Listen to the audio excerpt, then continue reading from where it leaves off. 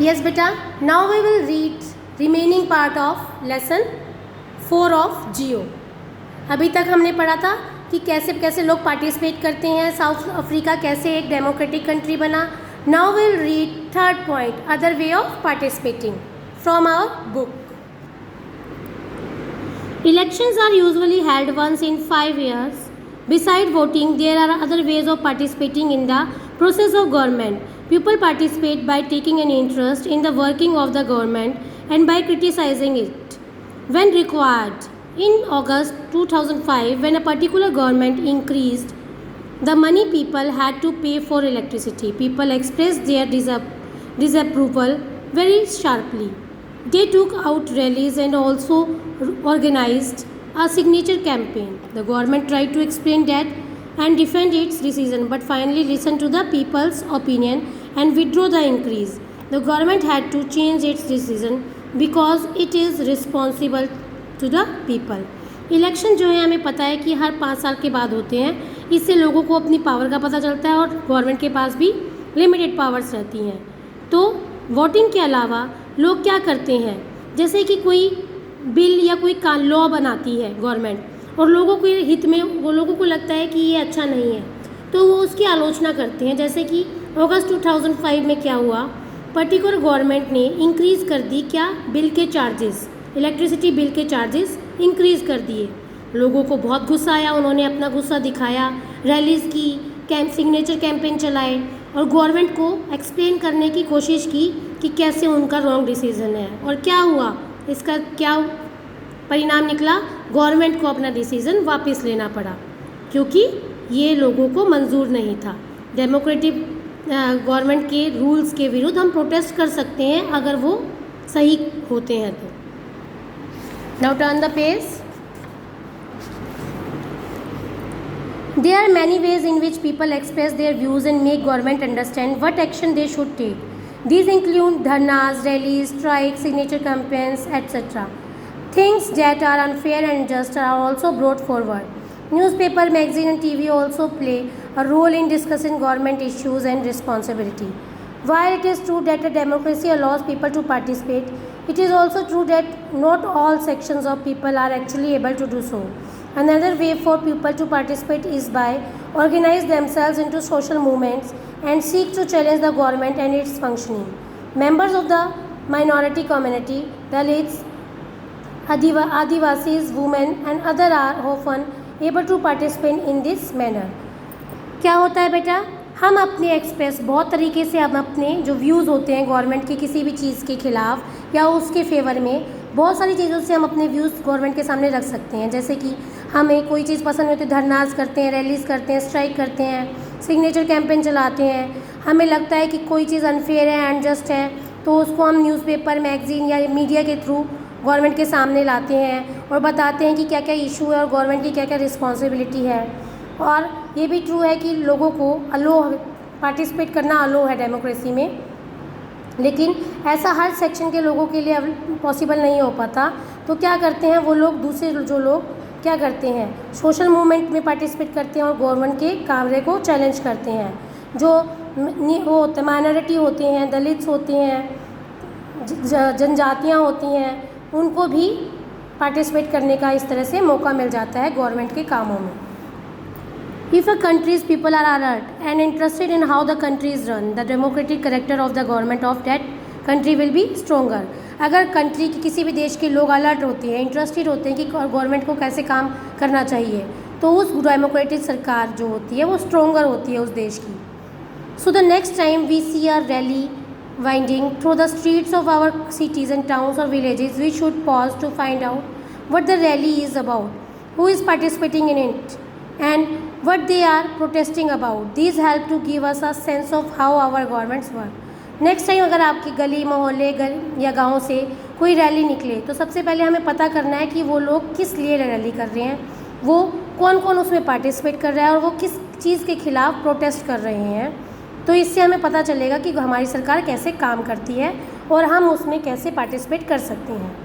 Need to resolve conflict यानी विवादों को हल करना. In my story, you read about how conflicts can often lead to violence and death because one group decide that it is all right to use force to prevent the other group from protesting. माया की story में आपने देखा कि कैसे उन्होंने लोगों ने protest किया और कैसे उनको अत्याचार करके हिंसा के साथ आखिर में वो बच्चा मर ही गया और एक ग्रुप ने डिसाइड कर लिया कि दूसरे को मार के हम उसकी आवाज़ फोर्सफुली बंद कर देंगे. Conflicts occur when people of different culture, religion, regions or economic backgrounds do not get along with each other, or when some among them feel they are being discriminated against. People may use violent means to settle their differences. This leads to fear and tension among other living in an area. The government is responsible for helping to resolve conflicts. Conflict कब होते हैं बेटा? जब अलग अलग धर्म के लोग, अलग अलग संस्कृति के लोग, अलग अलग क्षेत्रों के लोग, अलग अलग इकोनॉमिक बैकग्राउंड के लोगों के विचार आपस में नहीं मिलते और वो हिंसा पर उतर आते हैं. और जब उन्हें लगता है कि किसी पर्टिकुलर इंसान के साथ या किसी पर्टिकुलर समुदाय के साथ भेदभाव हो रहा है तो वो लोग हिंसक हो जाते हैं और अलग अलग तरीके से अपनी बातें मनवाना चाहते हैं. तो इस क्या होता है, इस चीज़ में गवर्नमेंट रिस्पॉन्सिबल होती है कि कैसे वो उनके विवादों को सुलझाए. Let's read about some of the conflicts in our society and the role of the government in resolving them. अब हम अपने देश के कुछ कन्फ्लिक्ट्स, सोसाइटी के जो समाज के जो कन्फ्लिक्ट्स संघर्ष हैं उनके बारे में पढ़ेंगे और देखेंगे कि सरकार ने क्या रोल निभाया उनको रिजॉल्व करने यानी उनका हल ढूंढने में. Religious procession and celebrations can sometimes lead to conflicts. For example, the route a procession takes may lead to a conflict. The government, particularly the police, play an important role in getting representatives of concerned communities to meet and try and arrive at a solution. At times, there is fear that violence may erupt, with people throwing stones or trying to disrupt the procession. The police is responsible for ensuring that violence does not take place. कई बार क्या होता है, धार्मिक procession हो जाते हैं, किसी त्यौहार के सेलिब्रेशन के दौरान दो आपस के धर्म के लोग जब कुछ निकाल रहे होते हैं झांकी वगैरह तो उनका रास्ता एक हो जाता है और इसके कारण उनमें संघर्ष हो जाता है. तो गवर्नमेंट की पर्टिकुलर पुलिस की ड्यूटी होती है कि उन दोनों के कंसर्न जो रिलीजियस रिप्रेजेंटेटिव है उनसे मिलके वो इनको रिजॉल्व करें. यानी या तो उनको कहें कि वो शांतिपूर्ण ढंग से एक दूसरे को क्रॉस करें या उनके वे को वो अलग कर दें ताकि दोनों समुदाय की हिंसा ना बढ़ सके. Rivers too can become a source of conflict between states. A river में begin in one state, flow through another and end in a third. The sharing of river water between different states that the river goes through is becoming an issue of conflict. For example, you may have heard about the Kaveri water dispute between Karnataka and Tamil Nadu. The water stored in Krishnasagar Dam in Karnataka is used for irrigating a number of districts and for meeting the needs of the city of Bangalore. The water stored in Mattur Dam in Tamil Nadu is used for crops grown in the delta region of this state. A conflict arises because both dams are on the same river. The downstream dam in Tamil Nadu can only be filled up if water is released from the upstream one located in Karnataka. Therefore, both states can't get as much water as they need for people in their states. This leads to conflict. The central government has to step in and see that a fair distribution is worked out for both states. कई बार नदियों का विवाद हो जाता है. एक नदी किसी एक स्टेट से शुरू होती है, दूसरी नदी से बहती है और फिर उसका खात्मा तीसरी स्टेट में जाके होता है. तो पानी के बंटवारे का विवाद हो जाता है. आपने सुना होगा कि कावेरी नदी विवाद, कावेरी जल विवाद कर्नाटक और तमिलनाडु में काफ़ी सालों से चलता रहा है क्योंकि कर्नाटका में एक डैम बनाया हुआ है कावेरी नदी पे जिसे कृष्णा सागर डैम कहा जाता है. उसी में पानी स्टोर करके वहाँ के जो लोग हैं उस स्टेट के उन्हें इरिगेशन के लिए पानी प्रोवाइड करवाया जाता है और बेसिक नीड्स के लिए भी. और उसी नदी पे मैट्यूर डैम है तमिलनाडु में, उसमें भी पानी स्टोर किया जाता है ताकि उस स्टेट की पानी की बेसिक नीड्स कंप्लीट हो सकें. तो कन्फ्लिक्ट क्या है, क्योंकि जो कृष्णा सागर डैम है वो ऊंचाई पर है, अगर वो लोग पानी छोड़ेंगे तभी वो पानी डाउन स्ट्रीम यानी तमिलनाडु में आएगा. तो इक्वल डिस्ट्रीब्यूशन के लिए इन लोगों का विवाद रहा है और अब सेंट्रल गवर्नमेंट ने कई स्टेप उठाए ताकि इस जल का इक्वल बंटवारा हो सके और वो दोनों ही स्टेट का विवाद ख़त्म हो सके. Then equality and justice. One of the key ideas of democratic government is its commitment to equality and justice. Equality and justice are inseparable, यानी कि दोनों साथ साथ चलते हैं, समानता और न्याय का सिद्धांत। और गवर्नमेंट को देखना होता है कि खासकर डेमोक्रेटिक गवर्नमेंट को कि वहाँ पे समानता मिले सबको और न्याय भी मिले।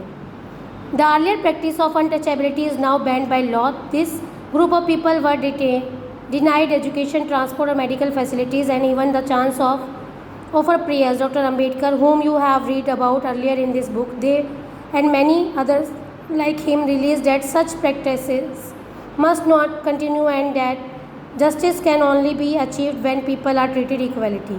हमने पढ़ा है अनटचेबिलिटी यानी अस्पृश्यता वाला, जिसमें लोगों को बड़ा बैडली ट्रीट किया जाता था, उनको कुछ भी इक्वल नहीं मिलता था, लेकिन अब वो चीज़ बैन हो चुकी है। डॉक्टर अम्बेडकर और उनके जैसे कई लोगों ने इसके खिलाफ आवाज़ उठाई थी और फिर एक कानून बन गया था कि सभी लोगों को समानता का अधिकार दिया जाए।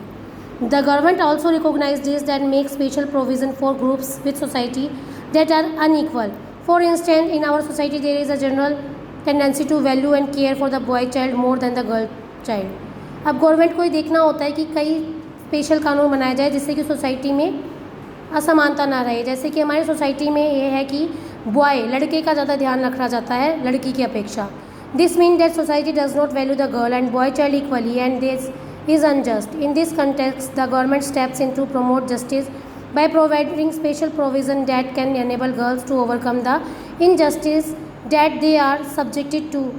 Thus, it is possible that fee for girl might be waived or lowered in government school or colleges. और इसलिए गवर्नमेंट को देखना पड़ता है कि समाज में लड़कियों को भी जस्टिस मिले, सिर्फ लड़कों को ही सारी फैसिलिटी ना मिले। इसलिए गवर्नमेंट ने गवर्नमेंट स्कूल और कॉलेज में लड़कियों के लिए फ़ीस कम रखी है ताकि गर्ल्स भी बॉयज़ की इक्वलिटी पे आ सके और उनके साथ जो भेदभाव हो रहा है वो किसी हद तक कम हो सके।